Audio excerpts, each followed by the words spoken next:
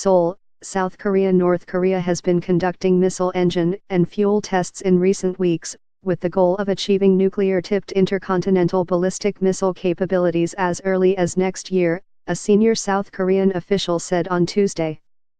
Unification Minister Cho Myung-jin, South Korea's lead official on North Korea, also said his government was closely monitoring missile-related activities in North Korea for a possible resumption of tests. North Korea has not conducted a missile test since September 15. The hiatus has raised cautious hopes in the region that the country might want to de-escalate after a series of missile and nuclear tests earlier this year and instead focus on bracing its economy for the pain expected to result from fresh sanctions. But Mr. Cho said there could be other factors contributing to the lull in tests. He said North Korea had traditionally conducted fewer missile tests in winter. The country also needed time to clear key technical hurdles to achieving full-fledged intercontinental ballistic missile technologies, he said. Although the North has not conducted any missile test since September 15, it has continued to engage in missile-related activities, such as engine and fuel tests, Mr. Cho said at a news conference on Tuesday. We have seen some noteworthy activities recently, but we need more monitoring before being able to tell whether they would lead to an actual missile test or provocation. On Tuesday, the South Korean military also said it was closely watching missile-related activities in the north.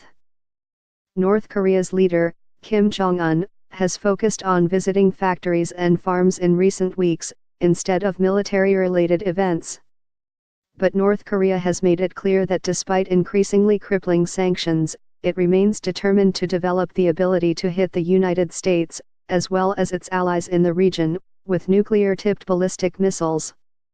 In its last missile test, on September 15, a North Korean intermediate-range Hwasong-12 ballistic missile flew 2,300 miles east, passing over northern Japan and falling into the Pacific Ocean, demonstrating a range that could reach American military bases in Guam, a key launching pad for American forces should war break out on the Korean peninsula.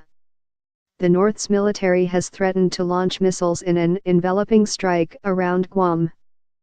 The United States restored North Korea to its list of state sponsors of terrorism on November 20, signaling that President Trump had no interest in easing his policy of applying maximum pressure and sanctions until the North agreed to return to the negotiating table to discuss denuclearizing. North Korea claimed to have detonated a hydrogen bomb on September 3, in its sixth and most powerful nuclear test yet.